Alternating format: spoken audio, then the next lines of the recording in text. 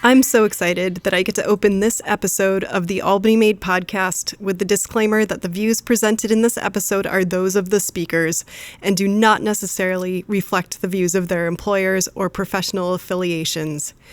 You know you're covering an interesting topic when you have to throw that in.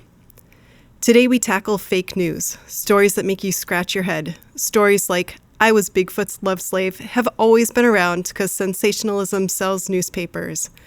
But the fake news we're talking about today is maybe more subtle and more pervasive. It comes from bias, from poor reporting. It's meant to appeal to your emotions, and it sells newspapers and ad space on websites. News is information. Librarians are information specialists. We got your back. I met with Deanna DiCarlo and Amy Peeker to find out how librarians can be your best friend when it comes to detecting BS. I am sitting here with Deanna DiCarlo and Amy Peeker, two of my favorite librarians in the Capital District.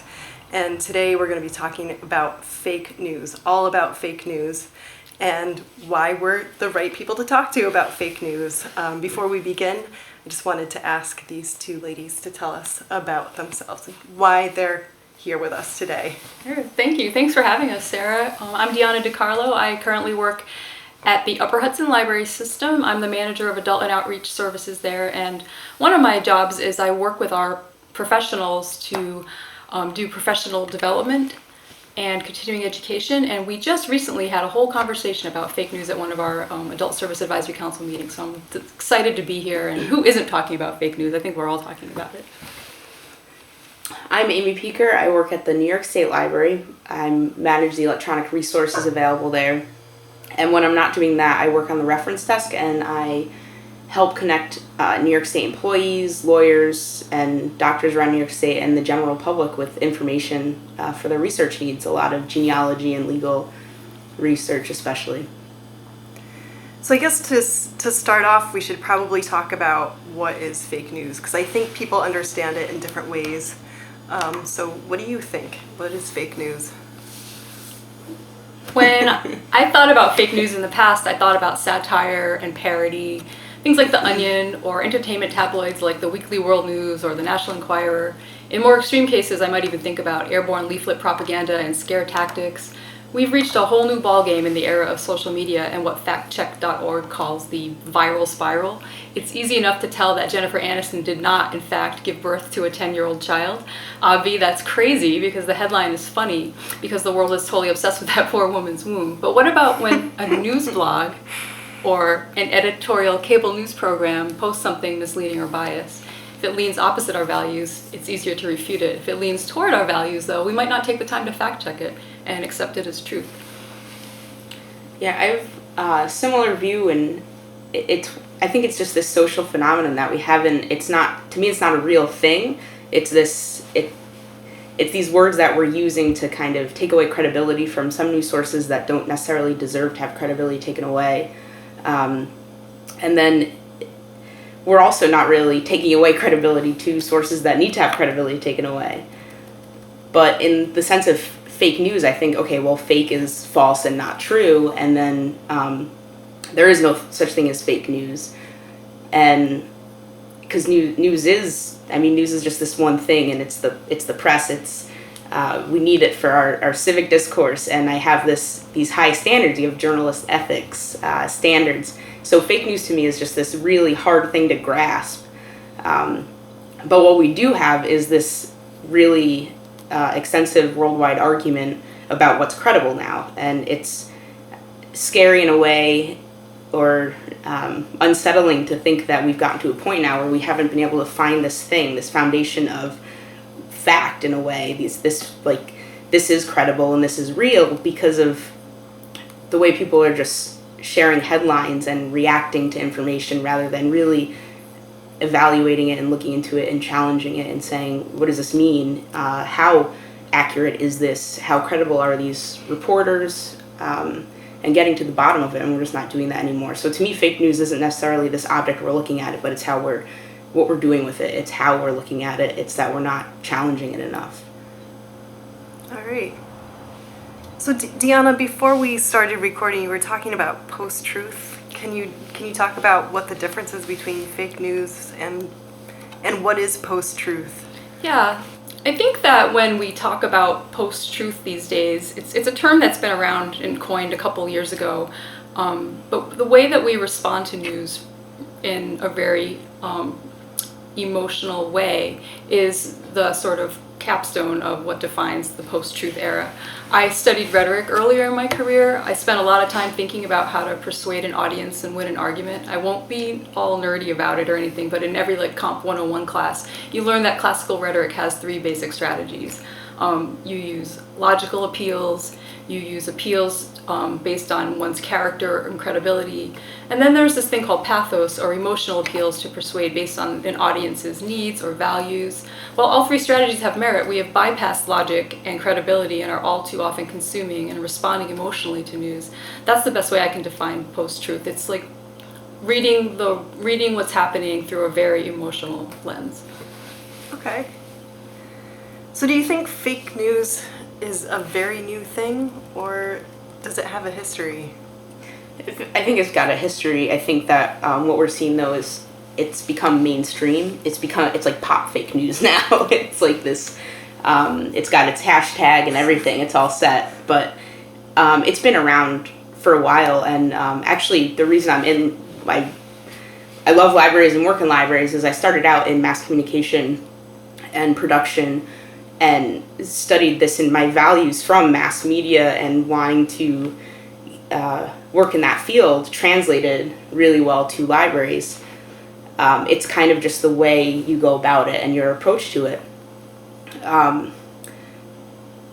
But fake news has been around for a really long time, but social media has highlighted it. So social media has you have like kind of that, what's the term, the viral spiral with a fake news article. And so you're sitting there on Facebook, and then this thing comes up in your newsfeed from like your best friend, and you're like, oh my gosh, this has to be true. I love this person. But it's this headline, and it's just they may not have even read the article, but it's just being shared, and you're not going to read the article. You're just going to share it again. And I mean, that's just one way. These things just kind of get into this, they take over. And now we've got Facebook algorithms that sit there and say, oh, let's get this at the top of the feed because those 2 people liked it, and now it's in this person's feed. So now it's at the top. And then, I mean, over on the other platforms, the same thing. And it's just, you can't control it. And you've got, so at all different levels, each one of us has to be able to, sift through all this information and learn and hold ourselves accountable to say, okay, I'm not going to share this. But before social media, fake news was around. It's fake information in a way too. We were always sharing things that weren't real or credible. It's why we have arguments. It's why we are in court. Like, it's why it's just a different thing now.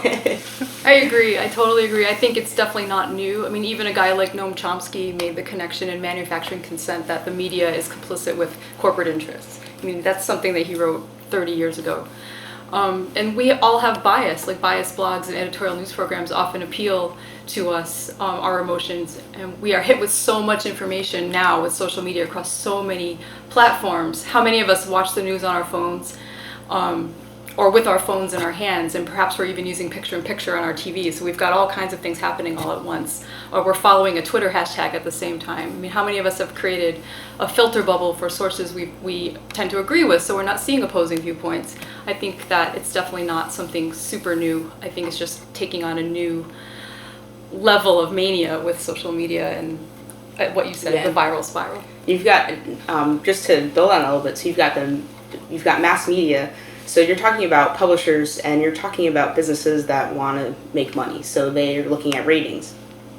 And so, yeah, they have corporate interests, and you have to be skeptical when you're looking at anything published by media outlets. The other side of this is that, then let's look at our government. Our government, in a different way, but the same idea, they're looking at ratings, right? So they're looking to get elected, or they're looking to get an agenda passed. You have this interesting relationship between the government and the media, and I mean, they've used each other historically, and the newspapers have kind of been accused of knowing of these fake stories that people have created to get elected positions, and having said, we know they're fake, but we're just going to let it go because the president needs that and we want this, and it's the same thing. So as people, we need to hold the media accountable, just as much as we need to use the media to hold our government accountable. It's a really interesting relationship we have. So we've talked kind of around fake news. We kind of understand better what it is, but beyond like Bat Boy found in cave, do you have an example? That's not real. Like, maybe a less obvious and possibly more insidious example of fake news. One that I found on a database called Opposing Viewpoints is they have kind of like a statistical outline of some story, or a couple stories, but they outline which news outlets posted the story online or had an article about it online. And one story is ISIS fighters caught trying to enter the United States via the US-Mexico border, and this was in October of 2014. And it lists the news outlets, and I'm not going to list them right now because I want people to continue listening and not get defensive. But you can check that out on your own. And if you look at Snopes, which is a helpful tool to kind of debunk this kind of information relatively quick, if you put that article in, it comes up as false.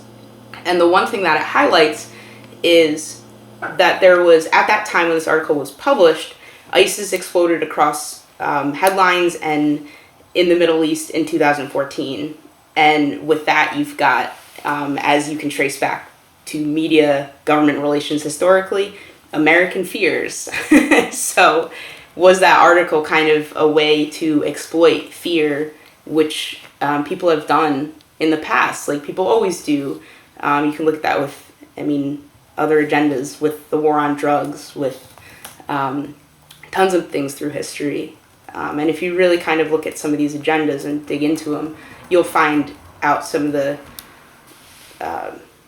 you'll be able to really kind of assess the credibility of the media in those instances, and then go forward and take that as you're looking at more current events and say, okay, in the past this has happened, what are they doing now? Like having your emotions in check and making sure you're evaluating it, bringing other tools in to evaluate it too, not just reacting. I remember the good old days when Snopes was just around to debunk urban legends. Yes. I know. It's really grown up. Yeah. I was like out of Snopes land for a couple years and then come back and it's like this huge database of... I like their meter. Yeah, that's really helpful. And that's actually a great thing with, when we're talking about fake news, that's what like, it's hard to explain, but it's like, it's a spectrum. Like, obviously this example was false. So I would say that this is fake news. It's just false. It's not real. Never happened. But then there's that meter, I think, is what's really interesting, because then you have into this, those ideas of like the alternative facts, it's kind of like they're really facts still, but they're not my facts. It's what we're talking about is how we're both interpreting these things. And those are the things that kind of like will lead us into arguments. That's why we have to learn these skills to, be able to argue and be able to debate. And yeah, we'll see where this worldwide fake news ones gets us, but. So why are we as librarians uniquely qualified to point out fake news, or to understand what is fake news, and to help people realize that fake news is a thing and help them learn to identify it and get past it?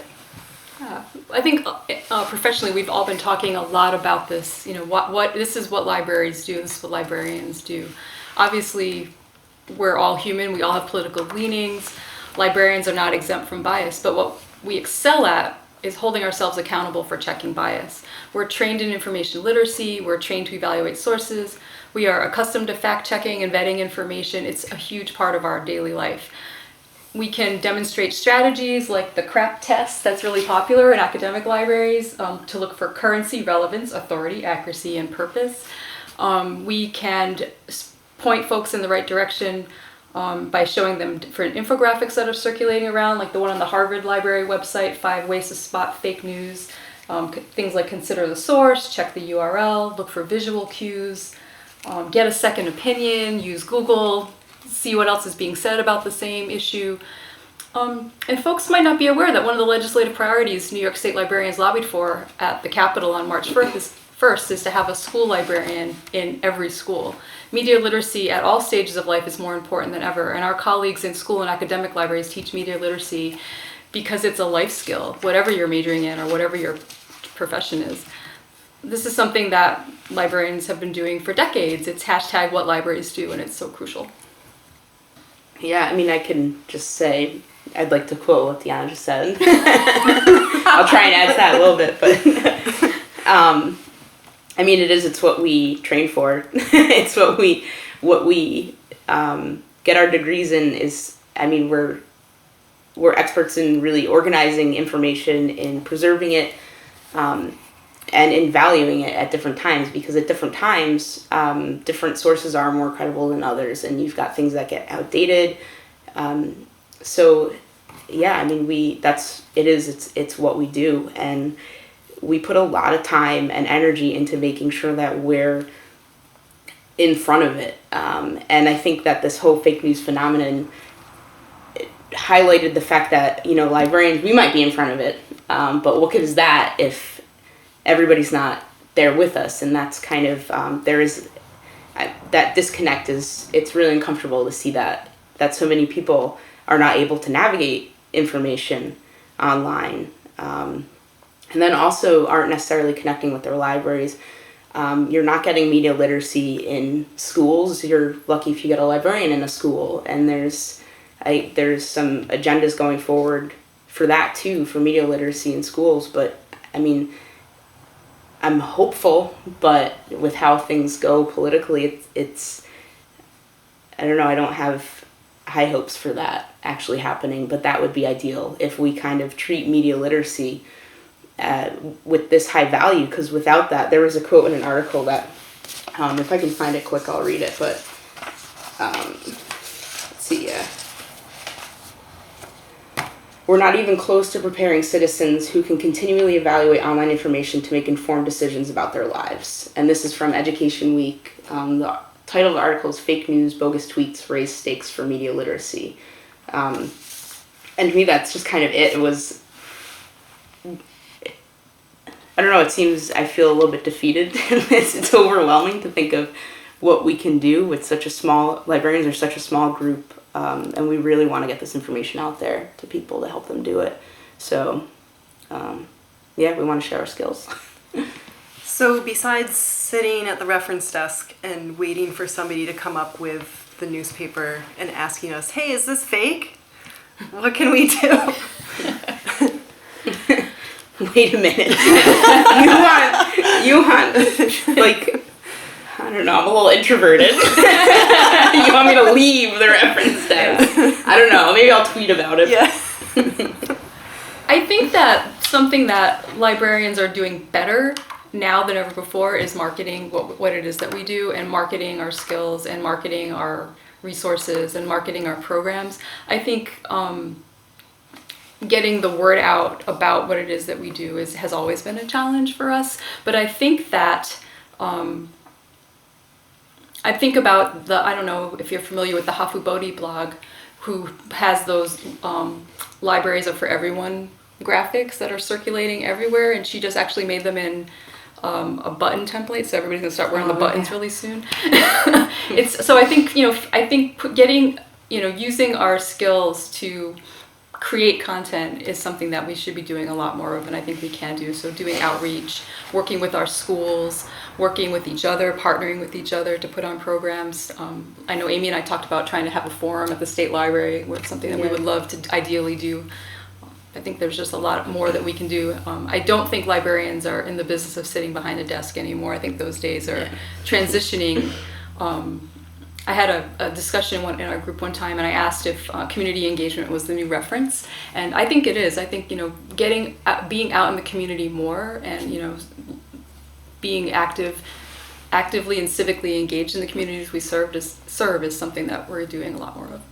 Yeah, we definitely are, and I think that it's kind of with that, it's like when you're going out in the community, you're not just kind of broadcasting this information or these resources to your community. Like if you have online databases and people can access them, you're going out there and you're talking to these people, building a relationship with them, connecting them with this information, and then like showing them how. So not only how it works, like click the mouse and type in the words here, but literally looking at it and saying like this information, this is valid. If you're looking for this, you want to look for sources like this. If you're looking for this and you find sources like this, be skeptical of them.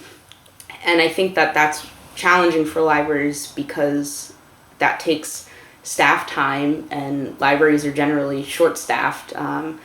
With that, you need funding, and it's hard. It's draining to think about, but we're working on it. We're definitely working on it. Libraries are really good at outreach services with everything that they have. They pool all their resources. They're really good at sharing things, efficiencies. So I know public libraries will connect with schools and develop relationships with the schools, and that's the most important thing, is that we're kind of connecting with these people and not just dumping information on them, not just giving them these items, but teaching them how to use them.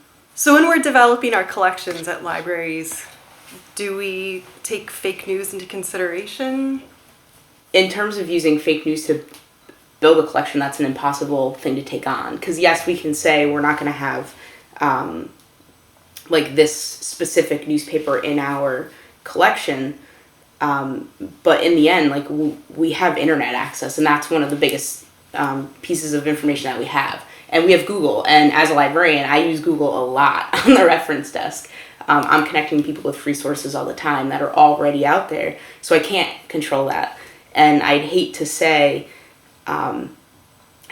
not connect people with things and show them why this is incredible, why they're not going to use this. Because then when they, don't come to the library for a question, and they're just, looking out or just on the internet by themselves looking at things, and then they stumble on this source that they're like, oh my gosh, I never knew this existed. It's kind of like it's like whitehouse.com versus whitehouse.gov. Like, if you type it in Google, fine, you'll probably get the .gov, but if you type it in thinking .com is it, you're going to be like mildly entertained for a minute. And that's to show kids that, this can happen. Like, this is the power of the internet. You can have fake things out there. So I wouldn't use that. And I'd say I'd want to educate people more than anything, because as soon as they step outside the library, then they're going to be overloaded with this just stuff that nobody has any control over. And the most powerful person is going to be the one that can navigate that can sift through it, that can evaluate it effectively. And those are going to get them the skills those are their life skills. So. Yeah, I totally agree. I think that there's such a huge connection between intellectual freedom, which is something libraries have championed since the beginning of libraries, and censorship. I think it's tempting for some members of our community who mean so well and care deeply to suggest libraries not provide access to certain content. Librarians have a rigorous belief in intellectual freedom and the First Amendment. For me, and I think for all of us sitting here, I know you guys well enough to know this is true, the two go hand in hand. We are in the business of educating people and how to evaluate sources. We're not in the business of censoring or shielding people from information. And I know that like censorship is something that is kind of a scary topic, and I know that we get a little wiggy when we start to think about it, but it's really something that has to continually be fought on a regular basis. There's an example happening right now in the state of Arkansas. They've proposed legislation to ban the historian Howard Zinn's materials from being taught in the classroom and being available to students in the library. Actual legislation to abolish a professor's body of work from public schools. So like statewide legislation? Statewide legislation. It was on the ALA's Office of Intellectual Freedom blog just the other day, if you wanted to fact check me. I'm on it. Yeah, exactly. But the blog was interesting because it argues that students need to be able to question whose story is or not being told. And I personally don't want to live in a world where all perspectives and voices are not taught, even if we don't agree with them. And I think that's what being a librarian is about for me. All right. So what's happening locally to educate our capital region folks about fake news? 30 libraries. No. Thanks. That was awesome. We've got, well, the State Library has this program called Novel New York. It stands for New York Online Virtual Electronic Library.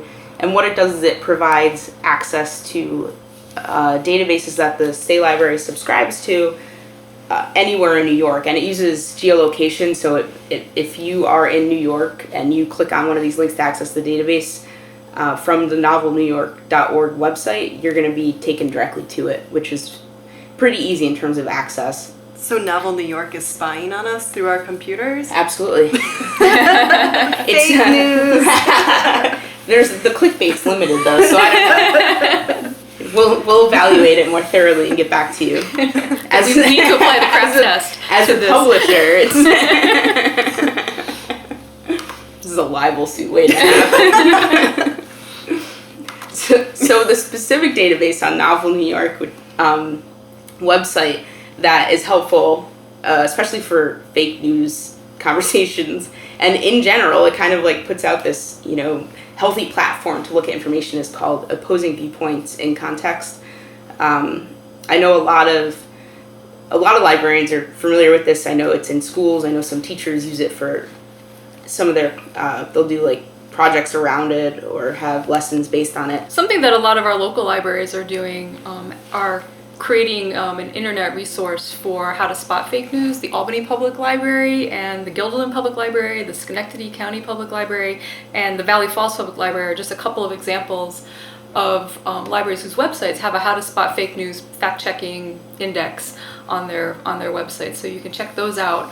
It's one sort of like proactive thing we've been doing. We also do a lot of programming in libraries. The Colonytown Library offers these amazing digital literacy classes, and they cover things like clickbait and trolling and memes and other social media literacy topics that are related to social media and related to what's happening right now. And they work especially with our senior population and digital literacy. The Colony Library is just one example of amazing digital literacy that's happening in every one of our libraries across the 2 counties. Another thing that I think we're really trying to do is professional development. I know I've mentioned a couple of the conversations we've had at the advisory councils at our library system, but we're also planning some things coming up. Upper Hudson Library System has partnered with the Mohawk Valley Library System and the Southern Adirondack Library System to offer a continuing ed workshop on fake news with Carol Ann Germain from the University at Albany, and it's going to be an interactive. Sorry, cut. Alfred Hitchcock is coming. The crows are circling Washington Park. The Novel New York crows. They found out where we are. Oh, crap test. Okay. It's going to be an interactive workshop, and we're going to have a lot of fun just looking at headlines and talking about strategies that they're using at the University at Albany with their students. And then coming up at the end of the year in November at the New York Library Association conference, the Continuing Education Committee of NYLA is sponsoring another fake news half-day CE for librarians featuring 3 journalism and communications professors from the University at Albany, and it's going to be another opportunity for librarians all over the state to attend this workshop and get some strategies and continue the conversation. All right, so I think we could probably talk about fake news all night, but it's probably time for us to let our listeners take a break and maybe browse online and evaluate some of the things that they're reading right now. So I want to thank Deanna DiCarlo again for coming, and Amy Peaker. It was such a pleasure hanging out with the 2 of you, and you can imagine that this conversation is probably not over, even though this part of the podcast is over. So thanks for listening. It's not. Awesome. Yeah, thanks for having me. Yeah, thanks so much.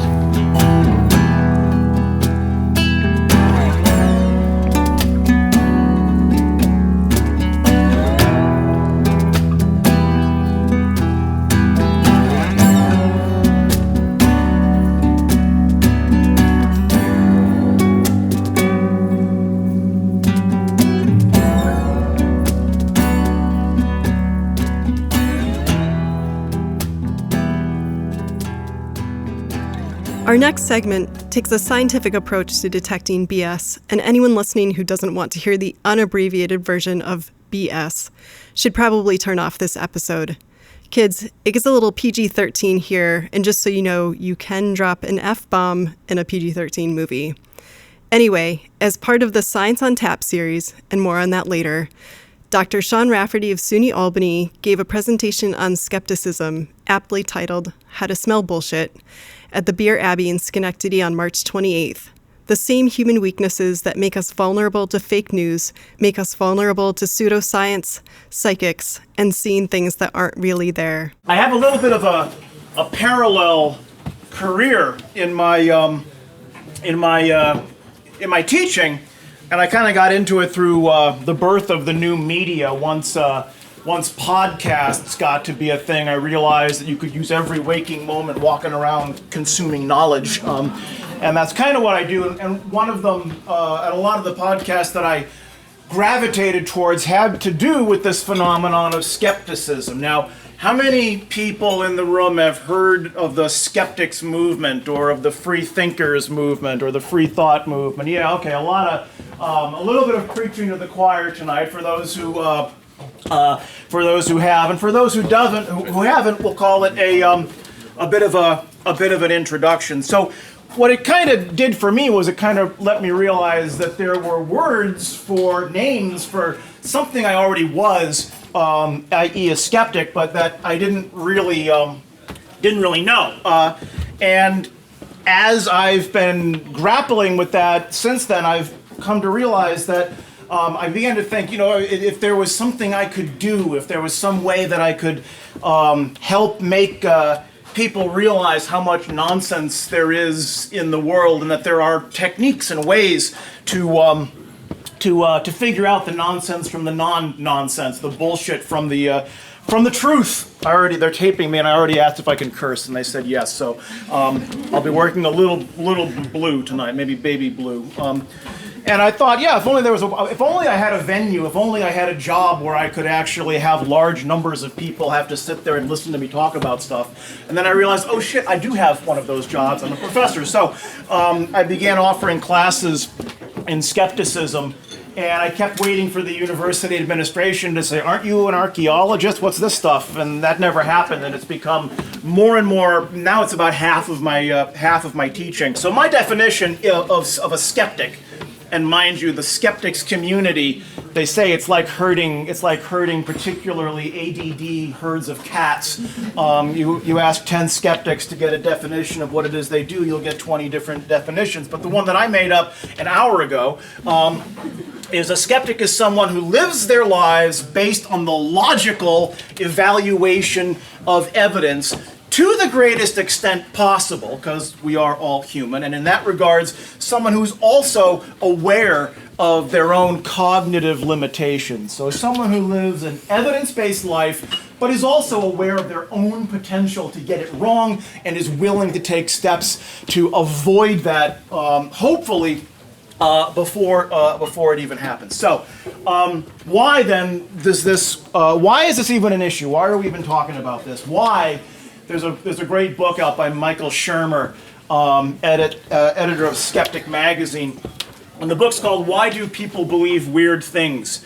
He of course, as a neurologist, has a lot of very materialist neurological reasons for that, some of which I agree with.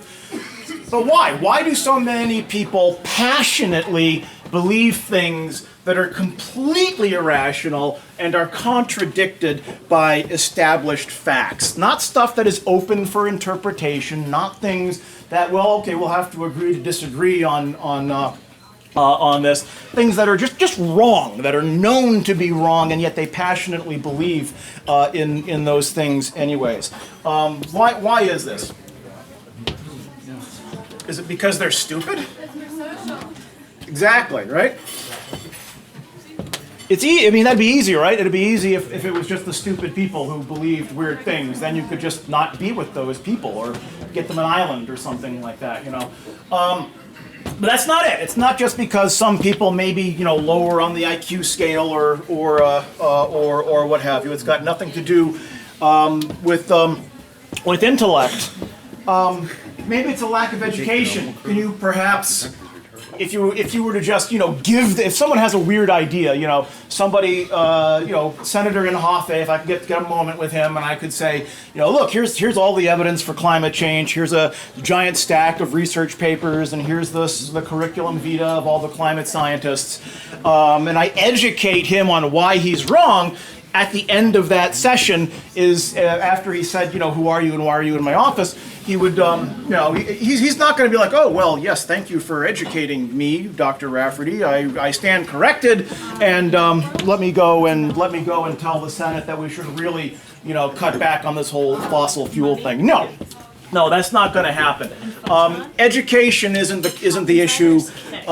Intellect isn't the issue. In fact, bizarrely, perversely, it can work just the opposite. In fact, very smart, very educated people can be even more subject to believe in nonsense claims than people who aren't as intelligent or aren't as educated.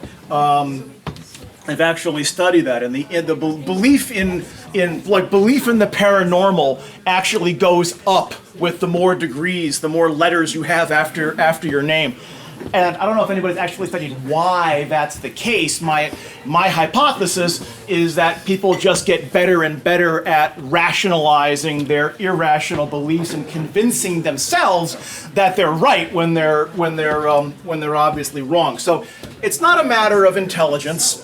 And it's not purely a matter of education. I would argue that you can educate people, but as opposed to simply pouring knowledge down their heads, you have to educate them in the proper ways to use that knowledge, not tell them what to think, but help people learn how to think. The reason I picked this is to make a broader point.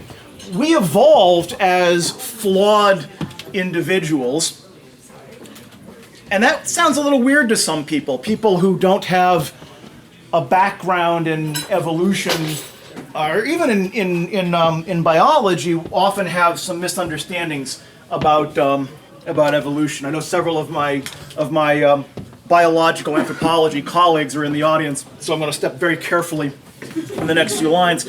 But there's a perception that evolution works in a directed fashion, that we're moving towards perfection, and that if there's an evolved trait, the human eye, our backs, our brains, that they've evolved to be the best that they can be, and that we're evolving towards some kind of direction. What a piece of work is man. That we are the sum direction of evolution over millions of years. Nothing could be farther from the truth. Evolution is not directed and it is not perfect. All evolution does is it makes sure that you are just good enough to keep going, just good enough to be a little bit better than your immediate competitors, hopefully good enough to have successful, viable offspring. Evolution doesn't give a shit if you get the right answer. It just cares whether you survive to reproduce. And if you can survive to reproduce in a state of profound delusion about reality, evolution is fine with that. It just doesn't care. It doesn't matter. As a result, we actually evolved to make mistakes in a range of areas. Let me give you one of my favorite examples. Statisticians talk about type 1 versus type 2 errors. So a type 1 error is a situation where you have a false positive, where you think something is real and it actually turns out not to be. That's one kind of mistake. Second kind of mistake is, as you may guess, these are very imaginatively named, is a type 2 error, which is a false negative. You think something isn't real, but it is. Okay, so that all sounds very abstract, but let's look at it in an evolutionary sense.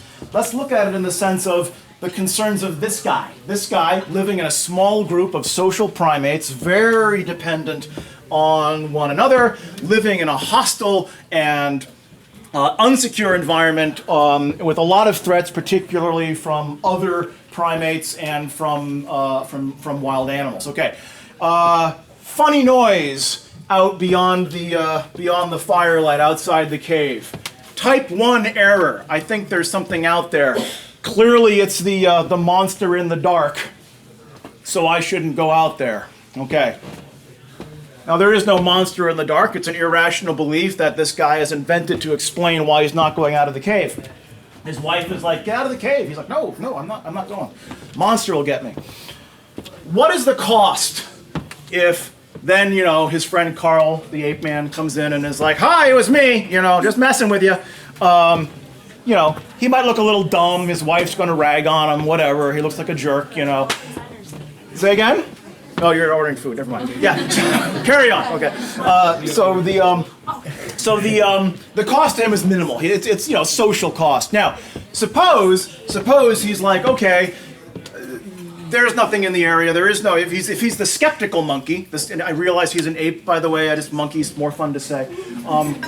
If he's the skeptical monkey who's like, oh well, there's we know that the lions are not in this vicinity at this time, so I'm sure that there's nothing out there. I'm going to go see, and oh shit, it's a bear. And he gets eaten. Okay, so he made a type 2 error. Okay, he thought there was nothing there, and there was something there, and his ass got eaten for it. Okay, so which of those two errors is easier to make? You got to make one. If you got to pick one, you're going to pick the false positive, that there's something out there when there's not. So evolution has basically selected for a certain kind of mistake. It's selected for assuming there's something there, whether it's that rustle in the grass being a tiger, whether it's that lightning bolt being, Thor throwing meow meow around, or any of the other kinds of superstitious beliefs that we have. That systematic selection for one kind of error over another. It explains an awful lot about why we are the way we are. Okay, so the next bit I want to get into. Okay, yeah. How exactly do we believe in bullshit? We tend to make mistakes in 3 areas. We tend to have 3 varieties of mistakes. First of all, what I'm going to call errors of perception. We tend to overemphasize how reliable our senses are.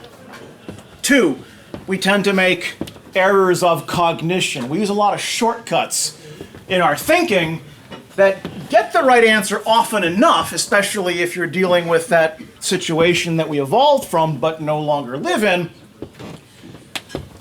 But it gets the wrong answer often enough nowadays to be a real concern, because we now exist in a context we did not really evolve for.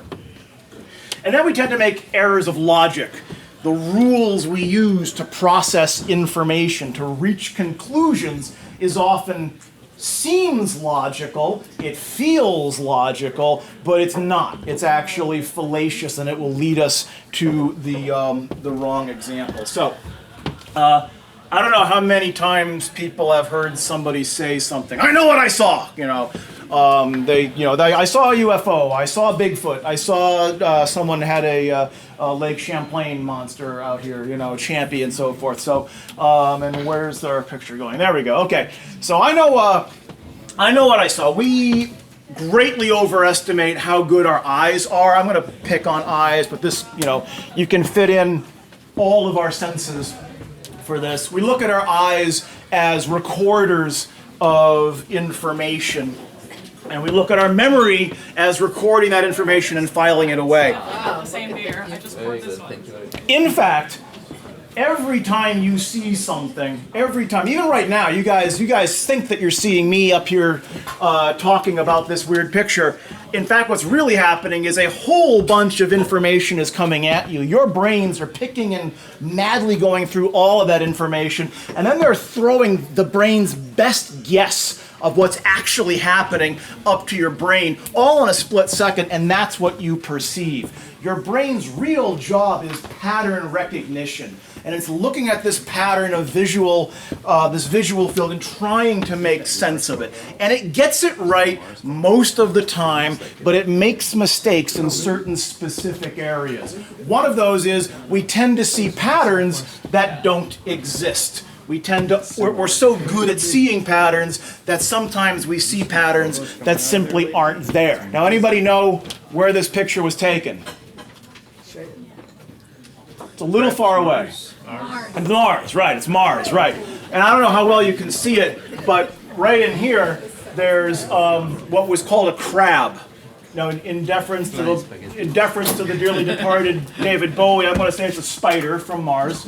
And you can see him hiding right in there. So really what happened is NASA makes all of its photos available. There's terabytes of data. And people, I presume, in dark basements will go through these files until they find one which they're like, I knew it! Spiders on Mars! NASA knew about it! They're hiding it from us! Those fuckers! But what if it's a mollusk? It could be, yeah, it could be a mollusk. I don't know, yeah. I mean, whatever crazy you're into, man, it's all good. It's a weird rock, and there's a thing called pareidolia. Pareidolia is recognizing visual patterns that aren't real. Now, spiders on Mars and grilled Jesus faces is funny.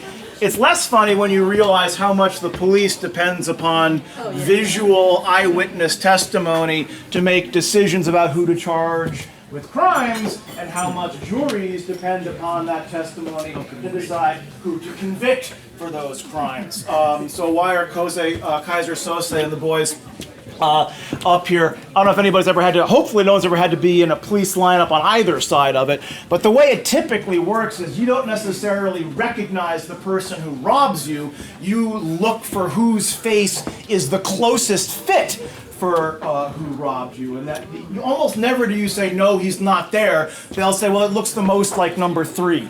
And then if you happen to be number 3, but you didn't do anything wrong, that sucks for you. So our inability to, our overestimation of our own senses can lead us to some conclusions that are fairly, can be quite damaging. So, the point I want to make now is our brains tend to use lots of shortcuts, and one of the shortcuts that our brains use is called confirmation bias. That we tend to accept evidence which confirms what we already believe, and we tend to reject, maybe not even notice, evidence which contradicts what we believe. How many people here have kids? Few number. Now, how many people notice that their children, when they eat like a pound of pixie sticks, get a little hyper? Like that, yeah. Now, in fact, there's been, you don't give your kid pixie sticks. That's good for you. Okay. Now, in fact, there's been studies that show that child hyperactivity doesn't really have a lot to do with sugar intake. It's mostly the fact that you expect the kid to be hyper, so you notice when they are. You don't notice all the times they eat sugar, and in fact, they're just fine. You're calling bullshit on me, in fact, or I can see you calling bullshit. That's okay.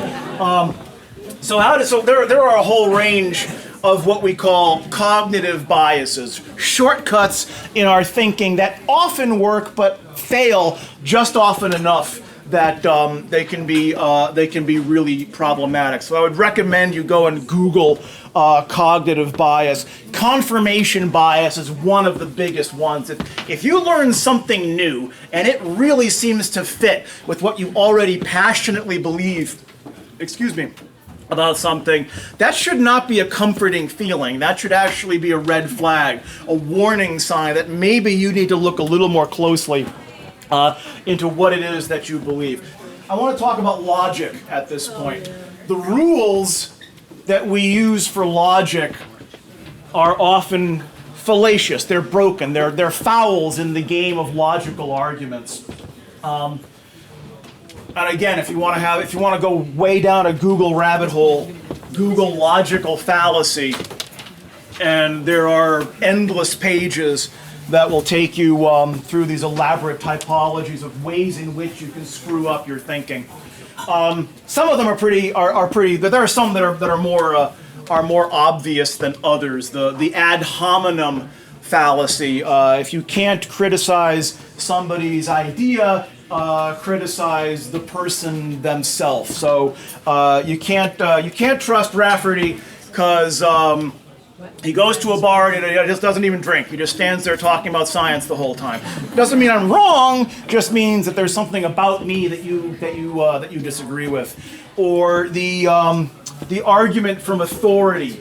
throw a lab coat on someone and then they say fruit juice cleanses will rid the toxins from your body, and you might want to also include a coffee enema, and that will help balance your chakras, and you'll be live a much more toxin-free life. Again, because I've got the accoutrements, the symbolism of professional authority, people are more likely to listen to me, even though everything I just said was utter bullshit and made absolutely no sense. So the final point, or the penultimate point, I guess, that I want to make is that the media makes this all so much worse. The internet means that once a bullshit idea gets out there, it is so easy for it to propagate. People who believe that NASA is hiding moon crabs, or I guess they'd be Mars crabs, used to be on their own in a harmless basement somewhere. Now they have chat rooms and they can all get together in a big echo chamber and talk about their conspiracies together. So once ideas get started, and even the so-called legitimate, I guess what it is now, the fake media, but what used to be the real media, has its own problems. So for example, here we have a London newspaper, and it's got a really great headline. The children's jigsaw and book set for £3 is a really great deal, and we really feel sorry for the 5 Britons who lost their life. And Kate looks great, but I'm really talking about the cancer thing.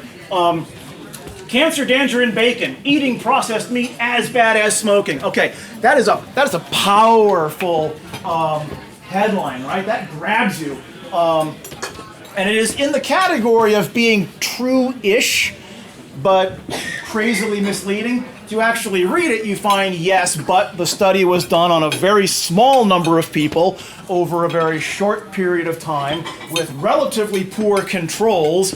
So, for example, did they determine genetic history of cancer predisposition? No. We're not going to bother with that.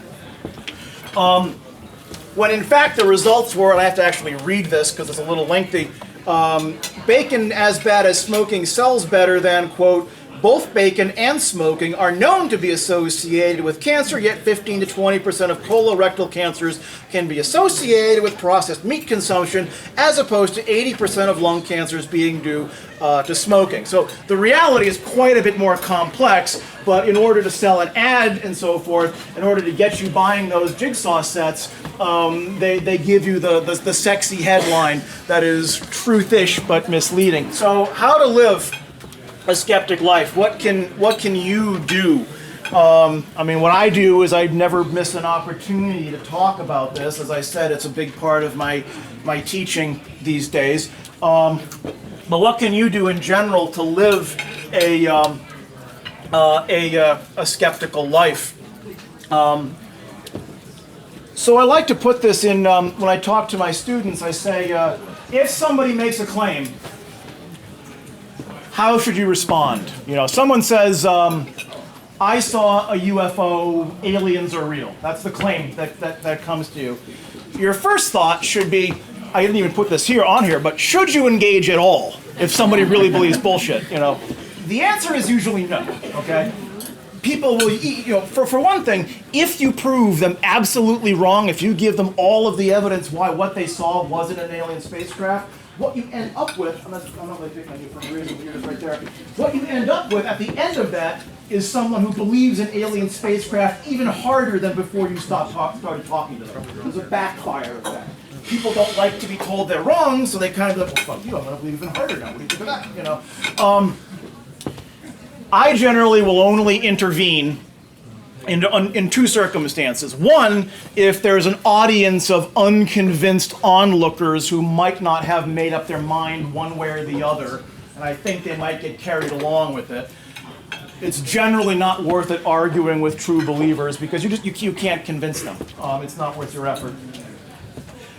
Or if someone's life or well-being or safety is at stake, if somebody is saying, I was just diagnosed with liver cancer, but I'm going to treat it holistically using fruit juice and diet, that's a serious problem. They're going to die, and then even though you know they probably won't listen to you, you have a moral obligation to try to convince them to the best that you can. Okay, so first step is, should you engage or not? You've decided to engage. The first thing you have to do is assess the plausibility of their claim. We usually leave this out. We usually look at a claim as true or false, factually based or not factually based. And that actually leaves up what I call the FAP, first assess plausibility. Given what you already know about a subject, how likely is the claim to be true? So we'll go back to my alien spacecraft question. What do we already know? We know that space is unimaginably vast. We know that it is prohibitively costly to move even tiny amounts of mass, even short distances within the vast gulfs of space. Any technology that could literally move between the stars would almost certainly leave signs that would be visible to our best astronomers. And that everything we know about physics tells us there's a hard speed limit in moving through space, that being c, the speed of light. That is actually pretty darn slow when you talk about galactic distances. So all of those things, none of them rule out the fact that there could be aliens coming to Earth, but they lower the probability so low that it's really not even worth engaging with the claim. That it brings it down to effectively zero, even though we can't bring it down to literally zero.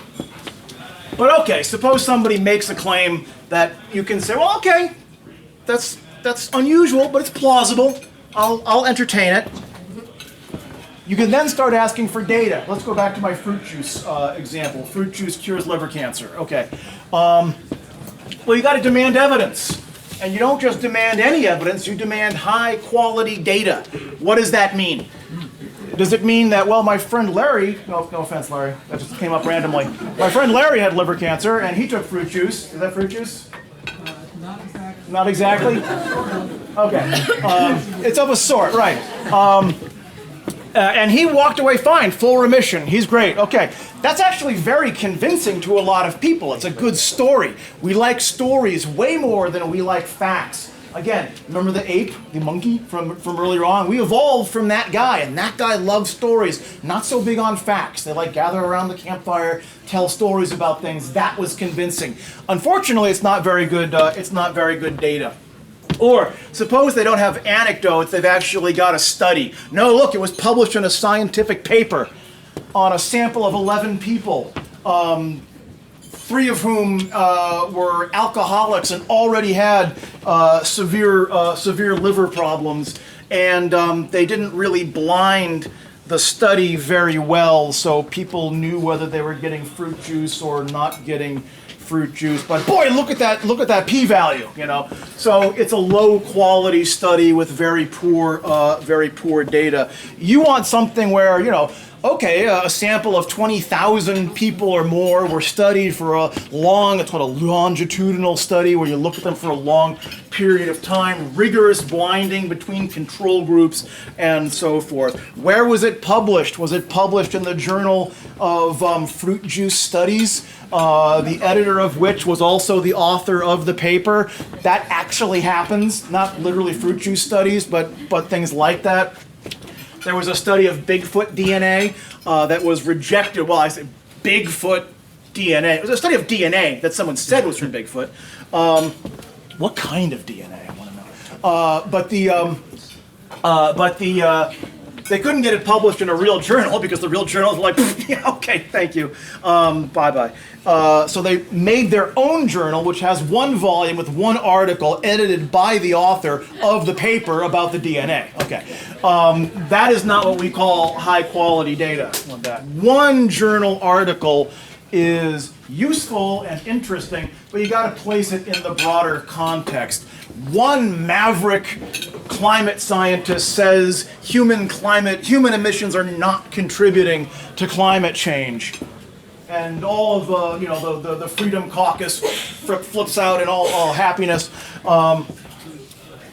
But in fact, you put that one study in context with the 98% of existing studies that say just the opposite. You got to go not with what one scientist says, but how well that fits with the overall understanding on a topic. That is not to say that sometimes some one person or team doesn't find something that really does overturn a given field of study. It happens, but not very rarely. And it's not where a wise person would put their money. And then finally, I would say, is to, and I've alluded to this a few times, is to be aware that it's really easy to find logical errors or to find cognitive biases or to read a study that you happen to want to agree with. It's really easy to see that happening in somebody else. It's very much more difficult to notice it on yourself. So try to live a skeptical life. Be most skeptical of yourself. As I said, when things make perfect sense and justify your existing beliefs, that should be a warning sign, not a reassurance. I'm thinking back to my own dissertation research where I got one lab result which basically validated my entire dissertation design, and my reaction was stark terror, to be like, oh shit, I'm screwed, I'm never going to get my degree, this is too good to be true. Turned out I was right, but I had the right instinct to look at it logically and to look at it critically. So I'll close with a quote by the great physicist, bongo-playing, wife-stealing nudist, Richard Feynman. I may have made up the nudist thing, but it just kind of seemed to fit. Okay. The first principle is that you must not fool yourself, and you are the easiest person to fool. Thanks a lot.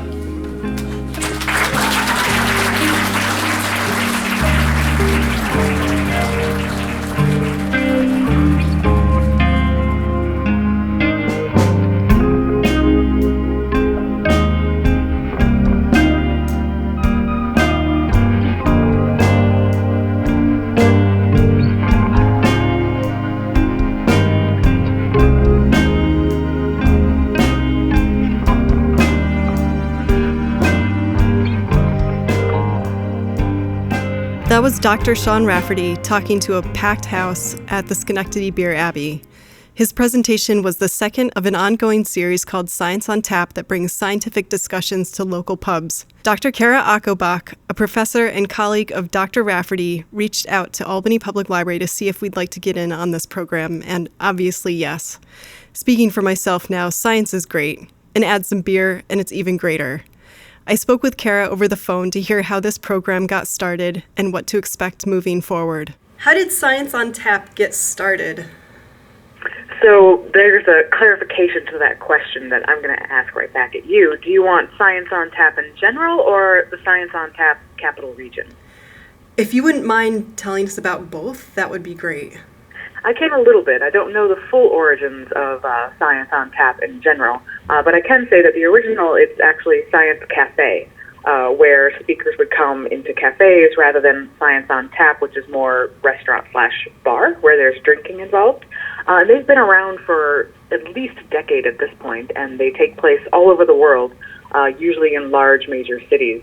And there is a website NOVA has for science cafes that people can go to see where there are registered Science on Taps or science cafes if they're visiting a city and want to attend one. You literally just have to Google search Science Cafe and NOVA, and you'll find it right away. As for Science on Tap and my involvement, that actually goes way back to grad school, where I went to WashU in St. Louis, and there was a Science on Tap that was only held during the school year. And it was a collaboration from Washington University in St. Louis and the Barnes Jewish Hospital. And it was very well attended. It was held at a big brewery, and I sadly didn't discover it until the last couple of months that I was actually in St. Louis.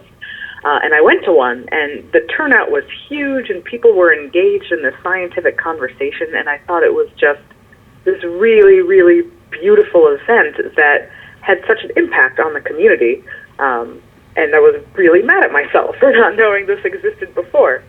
And like I said, that was at the end of my PhD, and then I left St. Louis for Grand Rapids, Michigan, where I had my first job at Grand Valley State University. And Grand Rapids is a really interesting city. It's located on the west side of Michigan, so it's right up against Lake Michigan, and so there's kind of a huge outdoorsy, I guess, attitude there. People love spending time in nature, going to the lake, going to all the forests.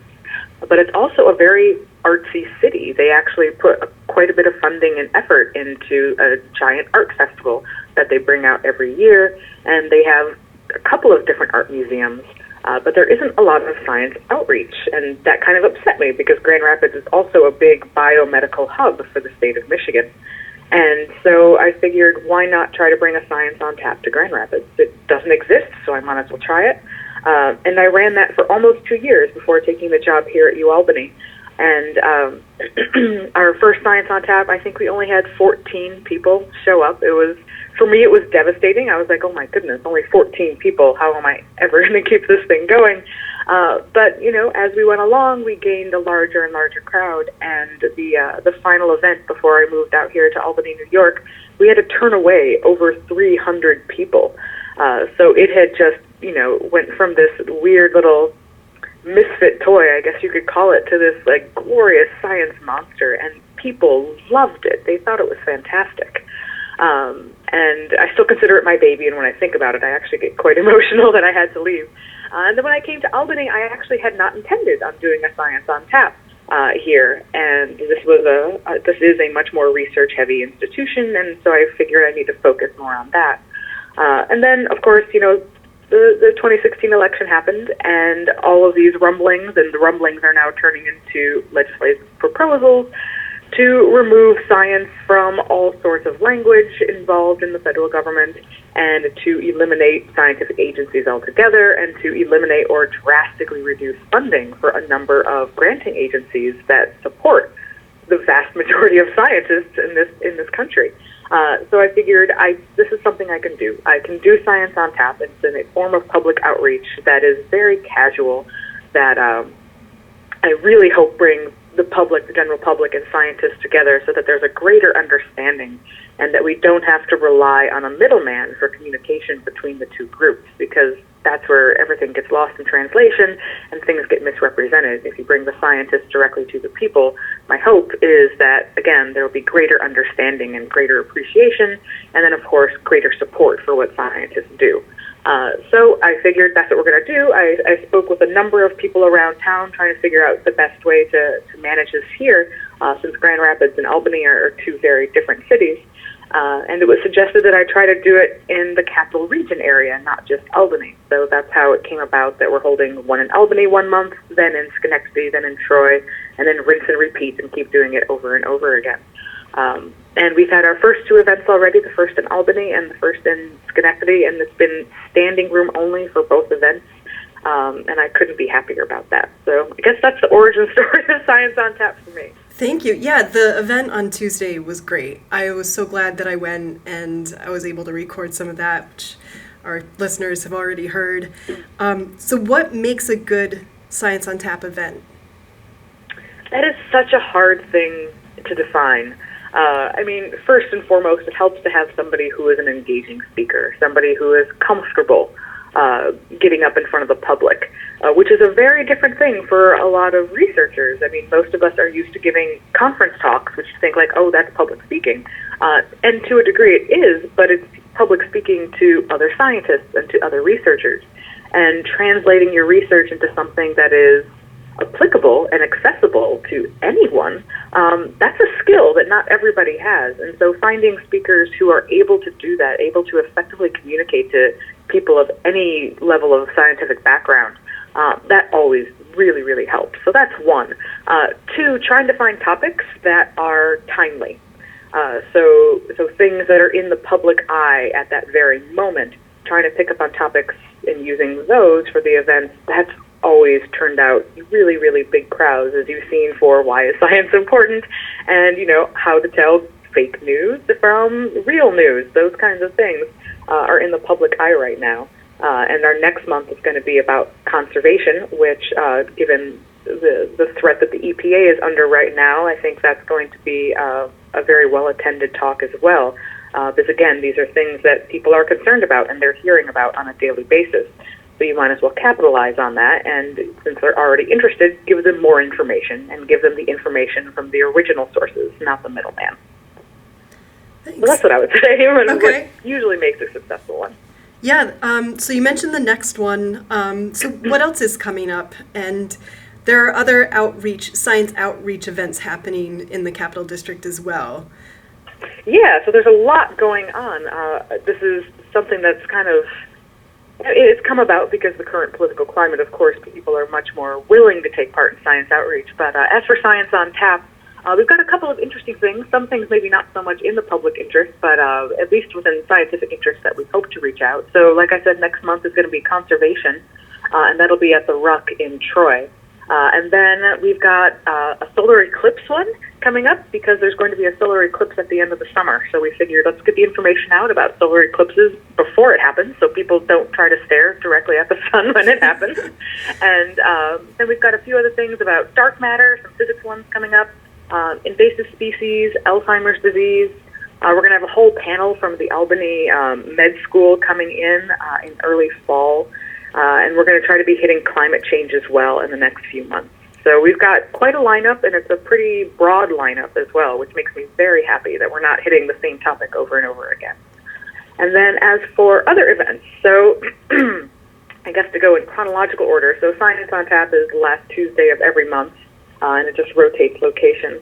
And then on Saturday, April 22nd is the Albany March for Science, and so that'll be taking place. The March for Science is going to be a countrywide march, and Albany is having its own sister march on Saturday, April 22nd. Details, I believe, can be found if you just look up Albany March for Science. You should be able to find it easy enough. And then on May 4th, which I believe is a Thursday, should be May the 4th be with you. This is how I'm remembering it and revealing myself as a Star Wars geek, but that's fine. We're going to start something very small called Two Scientists Walk Into a Bar. And myself and another colleague of mine, Sarah Burke, we are going to be sitting at the Albany pump station on the evening of Thursday, May 4th, with a sign that says, "We are scientists, just ask us questions." And the goal is to get people who are just there for dinner or for drinks to come by and ask us anything that's been on their mind when it comes to science, questions they've always had, any controversies that may come up. And this is a bit of a trial run of the one in May, and then we're hoping perhaps early fall that we're going to try to do one kind of capital region wide, get as many scientists as possible, and we're just going to spread out across the region and have two scientists in as many bars as we can manage, so that, again, people can just ask the questions they've always been wanting to ask, and again, try to maintain a very open environment to encourage that kind of conversation with, no judgment at all. Come and ask us anything. We're happy to answer. So those are the main ones that are coming up, as far as I know. That sounds great. I'm going to start thinking of a question I want to ask. That's good. I'm going to have to start thinking of questions people might ask me. I'm going to need to be prepared for anything. So where can people find out more information about Science on Tap? Is there a Facebook page or a website? Yeah, so again, there are two things. So for just science cafes and Science on Tap in general, just Google Science Cafe and the NOVA website will pop right up. But as for the Science on Tap Capital Region, we are on Facebook, and we are called Science on Tap Capital Region. You can get updates on all of our events there, as well as other events that are happening around town that are related to science in some way, shape, and form. And if you ever have suggestions, you can always message that Facebook page. It goes directly to me, so I'll be the one answering and fielding any of those questions or concerns or ideas that people might have. All right. Well, I want to thank you so much for talking with me today on the phone. I want to thank you again for reaching out to the library, because we're really happy to be involved and help out with these events. And I also want to thank you for bringing Science on Tap to us here in Albany. Well, thank you so much. You guys have welcomed us with open arms and welcome Science on Tap with open arms, and I'm really grateful for the support. So thank you guys. As much as you thank me, you are the ones that we do it for, so it's great. All right. Thanks again, Kara, and I'll talk to you soon. Sounds good. Bye-bye. Bye. For book recommendations to help you cram for the next Science on Tap event, which may I point out is not necessary, stop by Albany Public Library and we'll hook you up. Drinking beer is also not necessary. Thanks again to Deanna DiCarlo and Amy Peeker for their help deconstructing fake news. Thank you to Dr. Sean Rafferty for sharing his expertise on skepticism, and the Beer Abbey for providing the event space. Thank you to Dr. Kara Achenbach for bringing Science on Tap to Albany.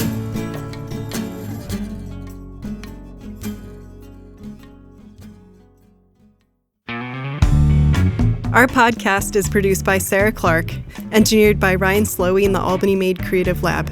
Social media promotion and web support by Dana Wilbanks. Theme song by Ryan Devine. We'll be back in a few weeks with another episode of the Albany Made podcast. Thanks again for listening, and make sure to keep an eye on the sky. The spiders from Mars are coming!